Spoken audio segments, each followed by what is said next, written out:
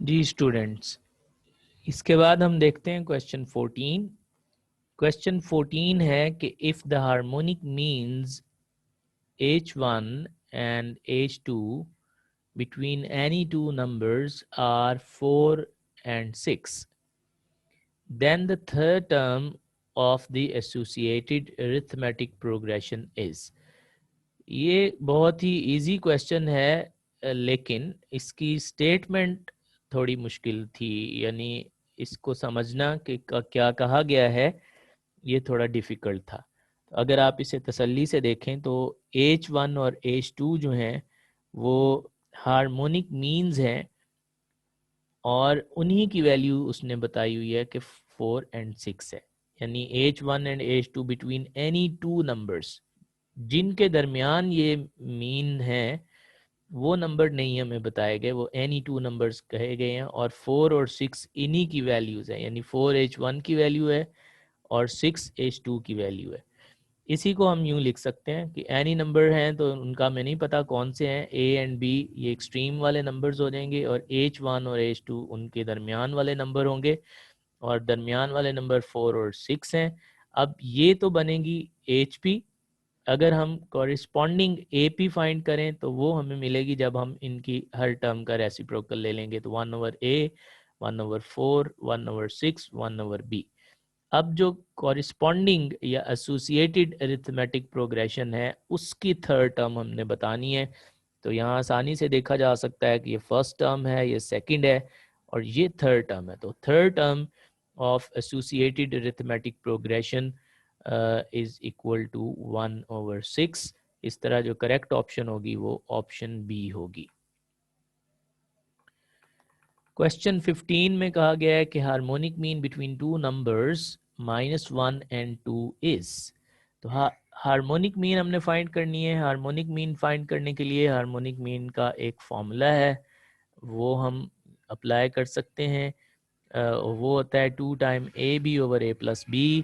तो यहाँ पे A और B जो हैं A-1 और B 2 होंगे, तो 2 into -1 into 2 which is equal to -4, और A+B आ जाएगा -1 + 2 विच इज इक्वल टू 1।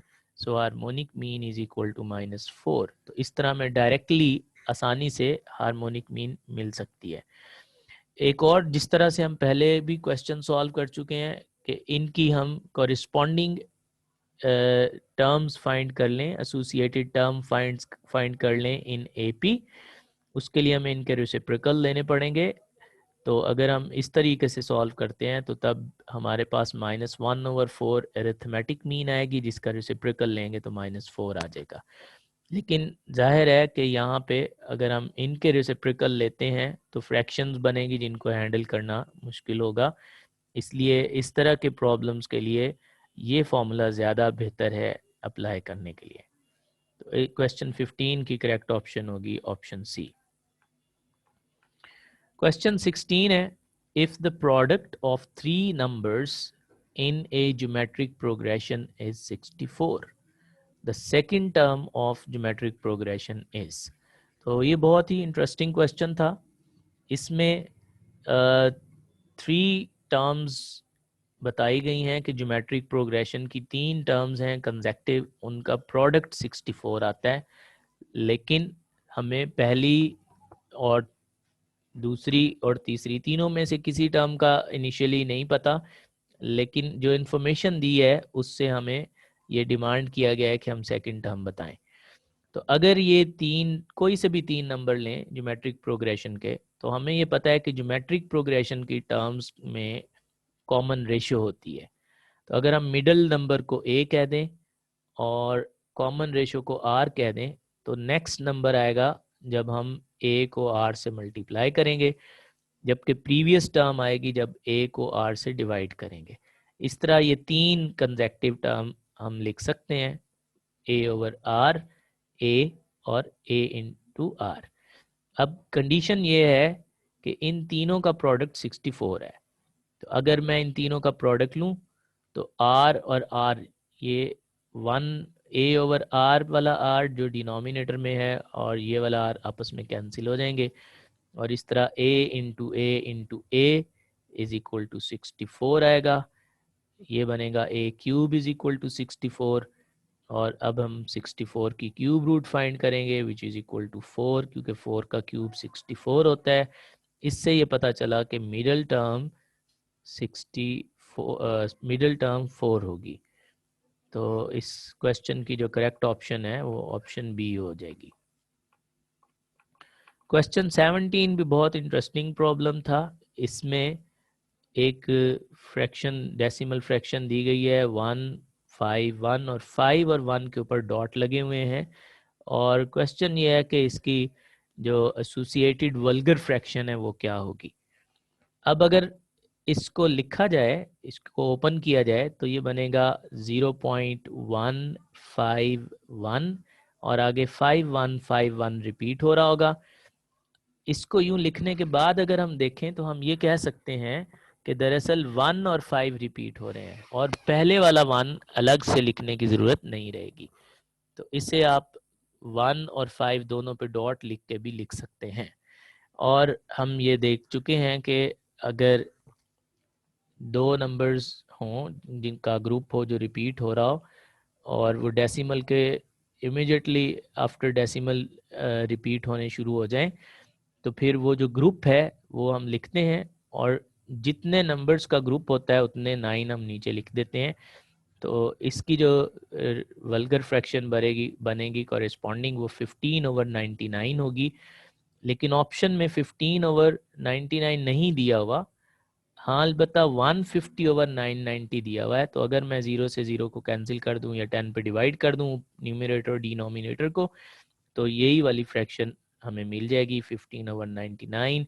सो यही करेक्ट ऑप्शन है, और ये करेक्ट ऑप्शन ऑप्शन ए में दी गई थी, इसलिए इस क्वेश्चन की करेक्ट ऑप्शन ए होगी।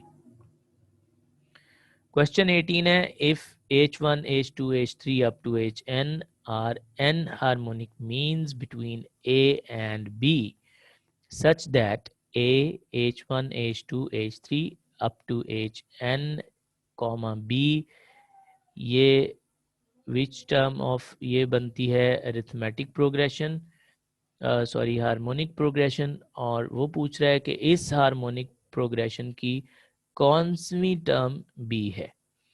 तो स्टूडेंट इसमें गौर से देखें कि जो दरमियान वाली टर्म्स हैं उनकी तादाद तो n है, यानी 1 2 3 4 5 6 7 चलते चलते n पे पहुंच जाएंगे। तो ये जो दरमियान वाली टर्म्स हैं इनकी तादाद n हो गई। अगर इसे भी शामिल कर लें तो ये टोटल तादाद यहाँ तक n+1 हो जाएगी, और अगर इसको भी शामिल करते हैं तो ये फिर n+2 टर्म बनेगी, और इस तरह से b को हम कह सकते हैं कि ये हार्मोनिक प्रोग्रेशन की n+2 टर्म है। इस तरह करेक्ट ऑप्शन इस क्वेश्चन की ऑप्शन सी होगी। क्वेश्चन 19 में है कि for a geometric progression the sum of first 2 terms is 9 if the first term is 3 then the third term is। ये क्वेश्चन भी एक इस तरह का पहले भी क्वेश्चन आ चुका है। अगर दो टर्म्स का सम 9 हो, एक टर्म 3 हो, तो ऑब्वियसली दूसरी टर्म 6 बनेगी। 3 + 6 9 होता है। तो आपको सेकंड टर्म तो पता चल गई कि 9 है। अब इसमें थर्ड टर्म बतानी है कि क्या है, और हमें ये बता दिया गया है कि ये ज्योमेट्रिक प्रोग्रेशन की टर्म्स की बात हो रही है। अगर पहली टर्म 3 है, दूसरी 6 है, तो 3 और 6 को देख के हम ये अंदाज़ा लगा सकते हैं कि कॉमन रेशो 2 होगी। 6 को 3 पे डिवाइड करने से 2 आता है, और थर्ड टर्म के लिए हमें 2 को यानी कॉमन रेशो को मल्टीप्लाई करना है 6 के साथ। तो 6 2 12 होता है, तो थर्ड टर्म हमारे पास आएगी 12, और करेक्ट ऑप्शन इस क्वेश्चन की होगी option A. 20th question, sum of infinite geometric series is 32 if common ratio is 0.5, what is the first term of the series।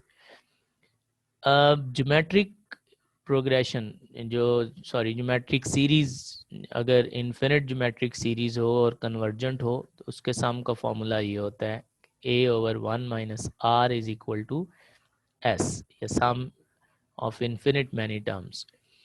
तो यहाँ सम बता दिया गया है कि 32 है और r की वैल्यू 0.5 है, तो 1 - 0.5 0.5 होता है। इसको हम यहाँ मल्टीप्लाई कर देंगे 0.5 को। 32 को जब हम 0.5 से मल्टीप्लाई करेंगे तो हमें मिलेगी a की वैल्यू यानी फर्स्ट टर्म, और फर्स्ट टर्म होगी इक्वल टू 16। इस तरह करेक्ट ऑप्शन होगी option B. Question 21, if 2 4 6 2 4 8 16 up to so on are in geometric progression, and 1/2 1/4 1/8 up to so on form n और a। तो यहाँ हम देख सकते हैं कि कॉमन रेशियो 2 है जिसकी वजह से ज्योमेट्रिक प्रोग्रेशन है, और यहाँ हम देख सकते हैं कि कॉमन रेशियो 1/2 है। 1/2 को 1/2 से मल्टीप्लाई करेंगे तो 1/4, 1/4 को 1/2 से मल्टीप्लाई करेंगे तो 1/8। तो ये भी फिर ज्योमेट्रिक प्रोग्रेशन ही होगी। तो किसी भी ज्योमेट्रिक प्रोग्रेशन की अगर टर्म्स के रेसिप्रोकल्स ले लिए जाएं तो नई सीक्वेंस जो बनती है इस तरीके से वो भी ज्योमेट्रिक प्रोग्रेशन ही होती है। इसलिए इस क्वेश्चन की करेक्ट ऑप्शन होगी ऑप्शन बी। क्वेश्चन 22 है the sum of infinite geometric progression 2 1 1/2 up to so on. तो इसमें जो फर्स्ट टर्म है वो a है 2 है, और कॉमन रेशियो इसमें 1 को 2 पे डिवाइड करेंगे तो 1/2 आ जाएगा। 1/2 कॉमन रेशियो है विच इज़ लेस देन 1। इससे ये पता चलेगा कि इसका सम जो है इस सीरीज़ का वो कन्वर्जेंट है, और इस पे ये फॉर्मूला अप्लाई किया जा सकता है। s infinity is equal to a/1 - r। a की वैल्यू 2 है, 1 - 1/2 1/2 आएगा, और 1/2 2/1/2, ये 1/2 पर जाके 2/1 हो जाएगा, और 2 to the 4/1 यानी 4 आएगा। इस सीरीज का सम या इस सीक्वेंस की तमाम टर्म का सम 4 के इक्वल होगा। इसलिए इस क्वेश्चन की जो करेक्ट ऑप्शन है वो ऑप्शन बी होगी।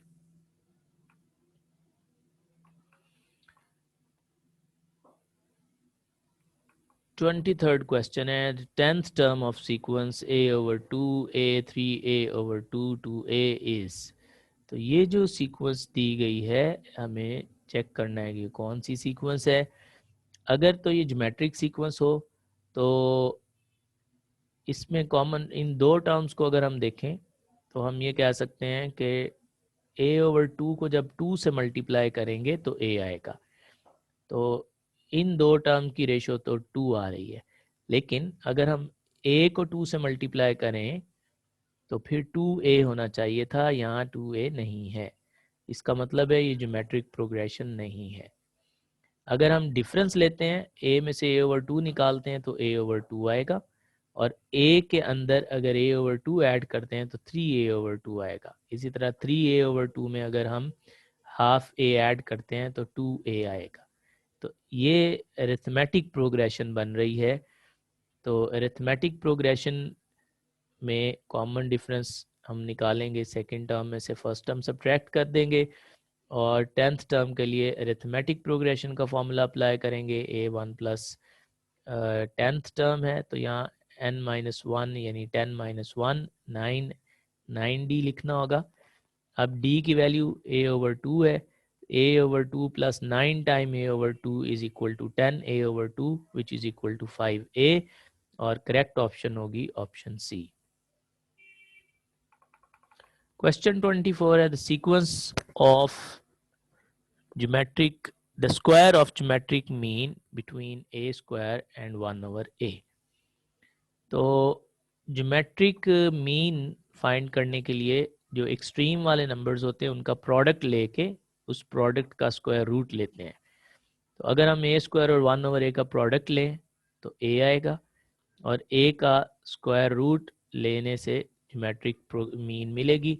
अब यहाँ पे स्क्वायर ऑफ ज्योमेट्रिक मीन की बात की गई है, तो जब हम स्क्वायर लेंगे तो स्क्वायर और स्क्वायर रूट कैंसिल हो जाएगा, और स्क्वायर की वजह से प्लस माइनस लिखने की ज़रूरत नहीं है, क्योंकि प्लस का स्क्वायर भी प्लस में आता है और माइनस वाले नंबर का स्क्वायर भी प्लस में आता है। इस तरह ए आएगा हमारे पास square of geometric mean between A square and 1/a, और करेक्ट ऑप्शन होगी ऑप्शन सी। 25th यानी लास्ट क्वेश्चन इस क्विज का ये था कि sum of an infinite geometric series is convergent when. तो ये सिंपल कंडीशन है जो आप लोगों को याद करवाई जाती है, आप लोगों को याद होती है कि किसी भी ज्योमेट्रिक प्रोग्रेशन के सम के कन्वर्जेंट होने के लिए ये ज़रूरी है कि जो कॉमन रेशो है ज्योमेट्रिक प्रोग्रेशन की, उसकी एब्सोल्यूट वैल्यू 1 से लेस हो, यानी ये एक्सप्रेशन होल्ड करती हो कि mod of R is less than 1। इसलिए करेक्ट ऑप्शन क्वेश्चन 25th की होगी ऑप्शन ए।